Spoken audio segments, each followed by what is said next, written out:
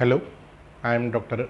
Gajendra R. Bedre, Department of Physics, NS Science and Art College, Bhadravati, District Chandrapur. In this video, we will discuss about viscosity. The topics which we will discuss in this video are laminar flow, streamline flow, turbulent flow, velocity gradient, critical velocity, viscosity, coefficient of viscosity, Reynolds number, equation of continuity, energy of liquid in motion, Bernoulli's theorem, applications of Bernoulli's theorem. Here we will discuss two applications of Bernoulli's theorem. The first one is lift of an aeroplane in atomizer or sprayer. To understand viscosity, we start with streamline and turbulent flow. Consider a liquid flowing over a plane horizontal surface OX. This liquid having different layers parallel to each other, this flow is called as laminar flow. From the figure, consider two adjacent layers B and C. The layer in contact with surface OX is practically stationary, and the velocities of the layers increases as their distance from the surface increases. Consider a liquid flow as shown in figure, in which layer C having greater velocity than the layer B. Suppose the layer B have velocity v and the layer C have velocity v plus dv. Let the layer B and C are at a distance y and y plus dy respectively from the plane surface OX. The layer B exert tangential frictional force over the layer C, which is upper layer, and try to oppose its forward motion. Similarly, the layer C exert equal and opposite force over the layer B to accelerate its relative motion. The action of this force retards the relative motion between the adjacent layers of the liquid.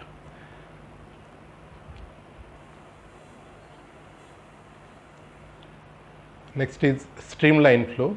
When the liquid is in motion, each particle of the liquid flow along a particular path. In figure, the liquid is flowing from point A to point B.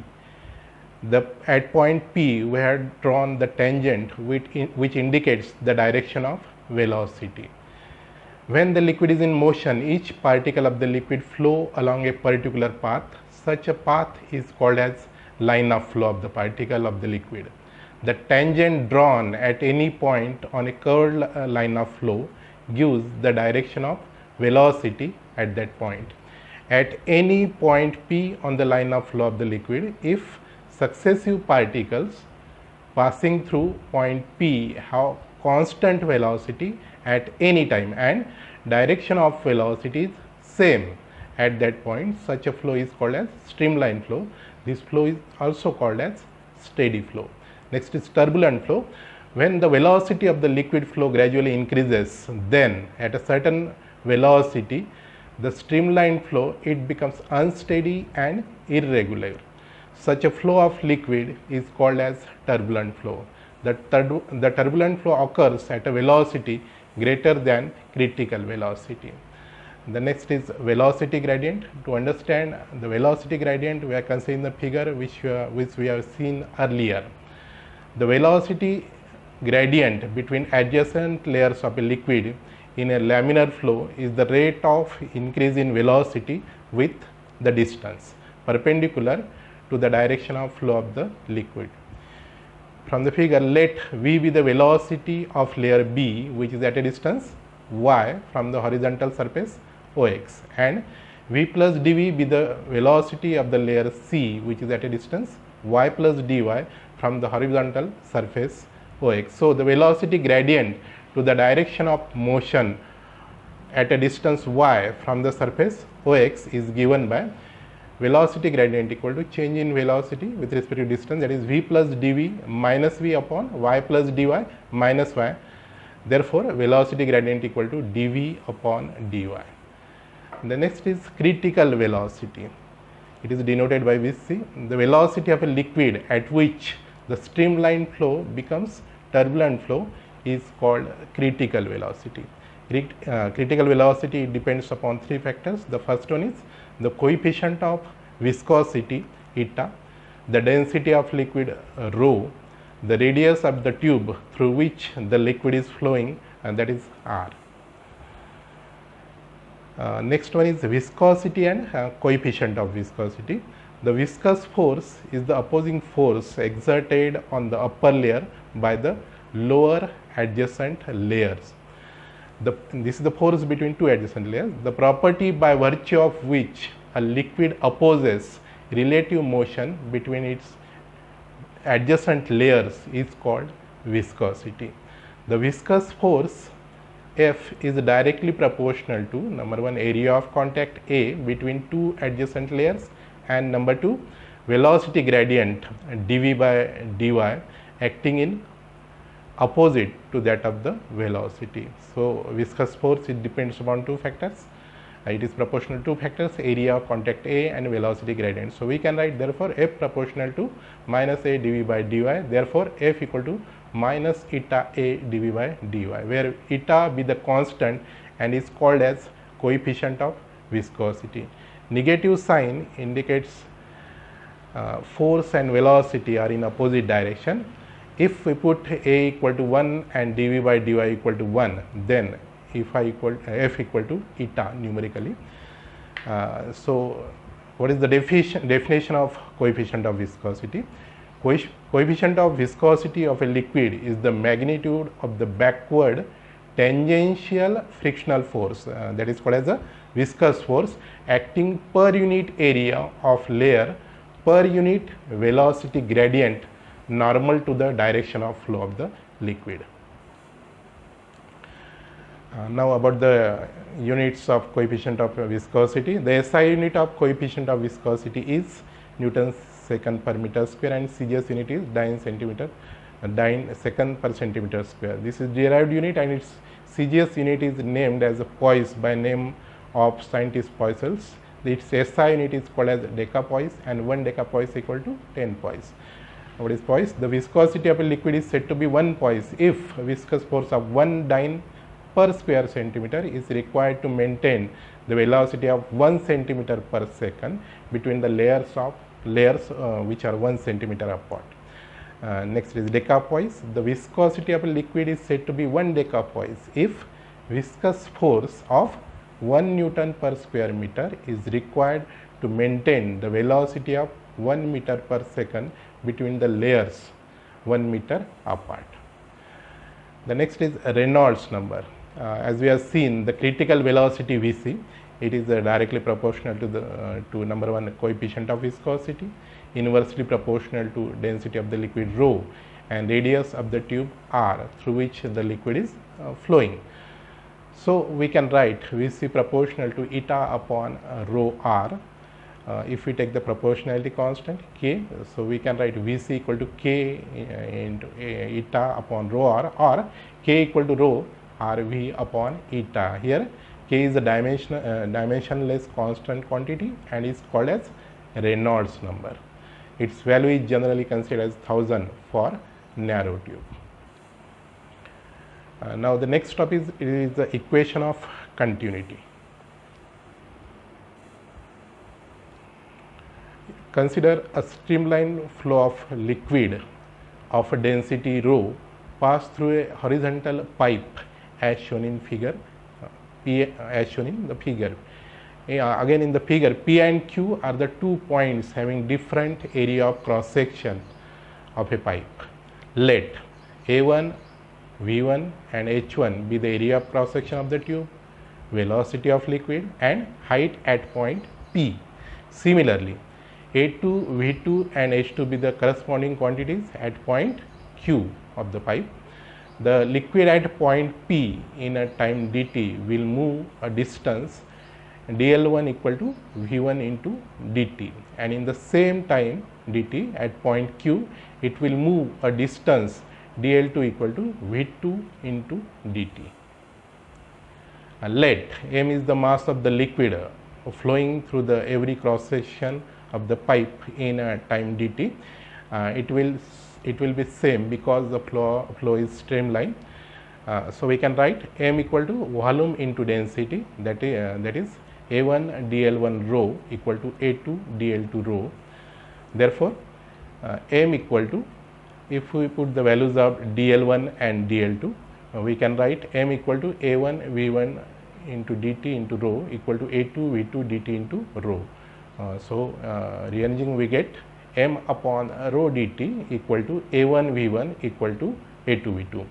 As m upon rho dt is the volume of the liquid flowing per second and is constant. Okay, so we can write A1 V1 equal to A2 V2 equal to constant, and this equation is called as equation of continuity.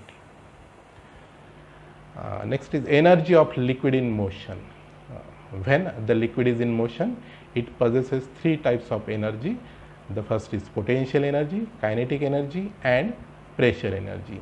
So first we will discuss what is the potential energy. This energy is due to the position of the liquid with respect to the ground level.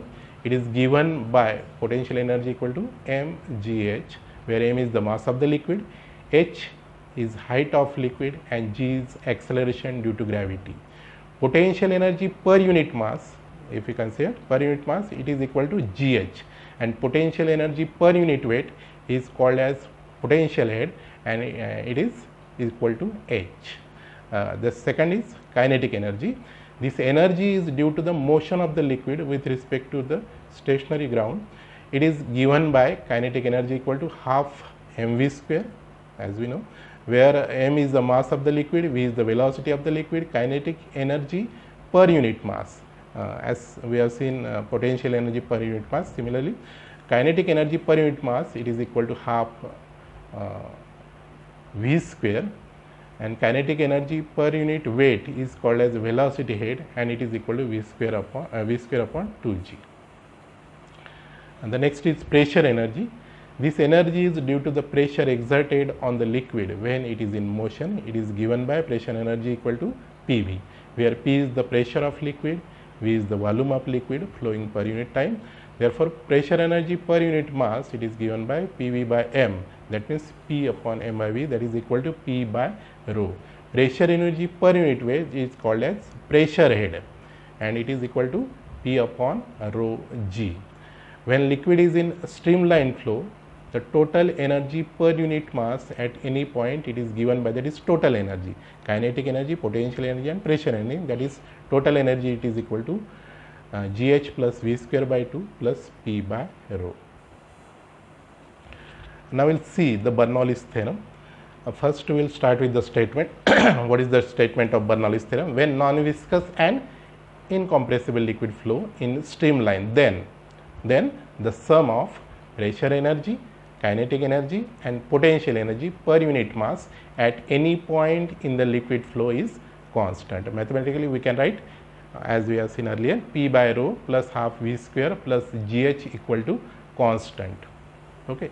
So here we have taken the sum of pressure energy, kinetic energy, and potential energy per unit mass. So to understand the proof, the figure is shown. Consider a streamline flow of liquid of density rho through a horizontal pipe PQ is shown in figure. P and Q are the 2 points having different area of cross section of a pipe. To prove Bernoulli's theorem, we make following assumptions. There are 3 assumptions. The first one is the liquid is incompressible. The second one, the liquid is non-viscous. And third one is the flow is steady and the velocity of the liquid is less than the critical velocity for the liquid. Let A1, V1 and H1 be the area of cross section of tube, velocity of liquid, and height at point P. Similarly, A2, V2 and H2 be the corresponding quantities at point Q. The P and Q points are shown in the figure. If M is the mass of liquid entering the point P in a given time, then we have seen the 3 types of energy: potential, kinetic, and pressure energy. The potential energy of a liquid at a point P equal to mgh1, kinetic energy of a liquid at point P equal to half mv1 square, pressure energy of liquid at point P, that is, let P1 is the pressure exerted by the liquid at entrance point P, and V is the volume of the liquid in time t, then it travels a distance dl2, that is equal to dl1, that is equal to v1 into t. Therefore, work done at W equal to, we know the formula, force into displacement.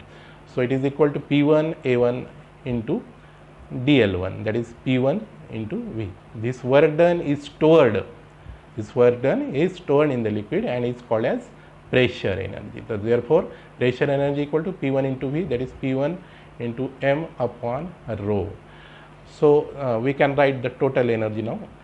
Total energy at entrance point P. First we will calculate at entrance point P, and that is the sum of potential energy, kinetic energy and pressure energy.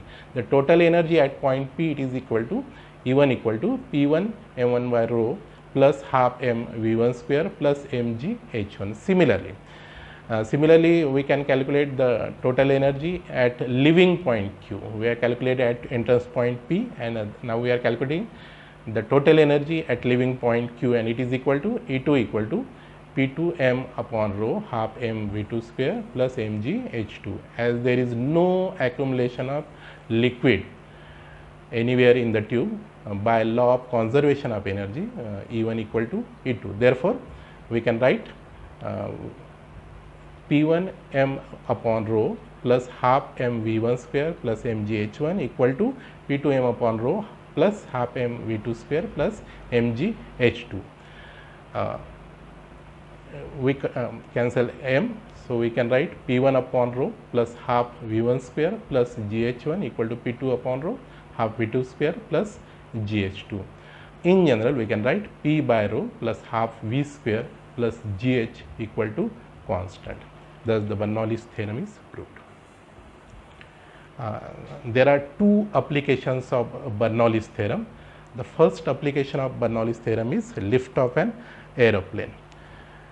In the figure, wing of an aeroplane, it is shown. The aeroplane is moving from right to left. Wings of the aeroplane are made tapering as shown in the figure. The upper surface is convex. The upper surface of the wing is convex and the lower surface is concave. Due to the convex shape of the upper surface of wing, the velocity of the streamline of the wind is more, because the streamlines of the winds are close to the upper surface. But the velocity of streamlines of wing is lower at the lower surface, because the streamlines of the wind are not close to the lower surface. Therefore, according to Bernoulli's theorem, pressure over upper surface is less than that of lower surface. So, the upward force exerts on the wings. This helps in lifting of an aeroplane. This is the diagram to explain the lift of an aeroplane. The second application of Bernoulli's theorem, it is in an atomizer. In an atomizer consists of bottle containing the liquid to be sprayed with vertical tube A and air pump T with rubber bulb B as shown in the figure. There is a small orifice O, that is called a jet, at the junction of the tube. When the rubber bulb is compressed, the air is blown at junction of two tubes with very high velocity. So, by Bernoulli's theorem, the pressure at the junction decreases, at the junction T decreases, and the pressure at the upper end of the atomizer is less than that of the liquid surface. So, the upper force acts on the liquid and come out of the tube with high velocity, dividing it into droplets as a spray. So, this is the second application of Bernoulli's theorem. Thanks. If you have any query, you can contact me on my email gr.bedre@gmail.com.